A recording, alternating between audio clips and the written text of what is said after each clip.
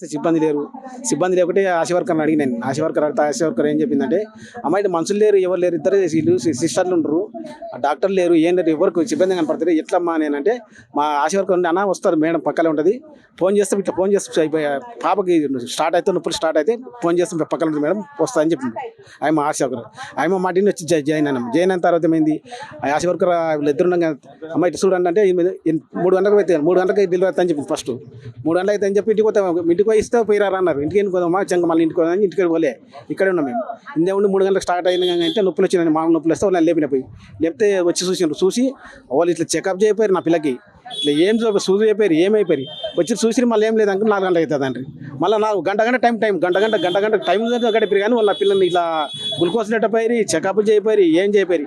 నా బిడ్డ లాస్ట్కి డెలివరీ అయినాక ఆ పిల్లాడు పుట్టినాక అప్పుడు ఏం చెప్తున్నా, నాకు డెలివరీ అయినాక మా భార్య లోపల నేను బయటకు వచ్చిన, నన్ను లోపల రాని చెప్పారు. బయటకు వచ్చి నా భార్య నా పిల్లగాని ఇచ్చి తోలితే అప్పుడు ఆ పిల్లని తీసుకొని దీనికి నీలపూర్ హాస్పిటల్ తీసుకోమంటారు. నీలపూర్ హాస్పిటల్ తీసుకొని నా భార్య నేను నా పిల్లతో నా బిడ్డ ఉంటేనేమో మీరు నా ఒక రోజు మీ సిస్టర్ మీరు ఒక రోజు నా బిడ్డతో ఉంటాను, మీరు వరి నా మొయిన ఆట నడుపుకొని తీసుకొని పోతాడు అని చెప్తే మేము కానీ నీవు నీ మోడిద్దరు అండి పోయి మీరే చూసుకోపోతాడు. నీలపూర్లో దొరకటంటే వాళ్ళ అన్న మాట కదా సార్, నాకు నా పిల్ల సరే ఆ టైంలో చనిపెట్టేది క్లారిటీగా వచ్చేసింది కదా, అదే టైం వాళ్ళు అంత క్లారిటీ చెప్పి నీ పిల్లలేమో ఊరి అనే అవసరం ఏమొచ్చింది మీకు?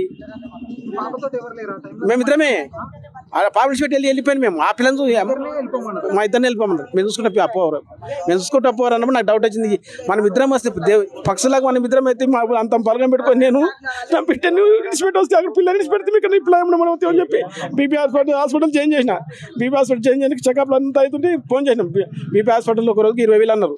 20,000 సార్ 20,000 ఇస్తాం, కానీ 5 గంట ఎంత టైం పడుతుంది, 5 రోజులు అవుతుంది, 10 రోజులు అవుతుంది, రోజుకి 20,000 అంటే 20,000 నా నుండి సార్ అని చెప్పి మేము పోతామని చెప్పి ఇలా ఫోన్ చేసిన సిస్టర్లు.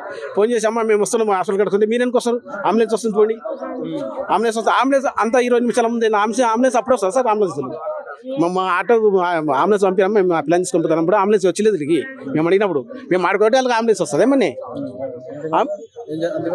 అంబులెన్స్ పంపించారు. ఇక్కడ వస్తామంటే ఇక్కడ మా పాప చనిపోయింది కదా, వాళ్ళకి డౌట్ వచ్చింది, వీళ్ళకి వస్తే పిల్లలు చూస్తారు. మళ్ళీ డాక్టర్లే లేరు, డాక్టర్ ఉంటే కదా ఆ నర్సులే 2 ఇలా ఖరీదు ఉంటుంది, మైరా ఉంటుంది, పొట్టి ఉంటుంది. ఇద్దరు వాళ్ళే చేసిండ్రు. నా బిడ్డను పూరా దివాళి తిప్పించారు సార్. నన్ను గంట వెయిటింగ్ చేసి డాక్టర్ అసలు లేరు. సిబ్బా వాళ్ళు ఇద్దరే ఉన్నారు, సిస్టర్ ఉన్నారు, ఒక్క డాక్టర్ లేదండి, ఒక మేడం అది ఎవరు ఎవరు లేదండి. అడవిలో ఎట్లా ఇద్దరు వాళ్ళ అడవిలో ఉన్నట్టు ఆ నర్సులు వేసిండ్రు.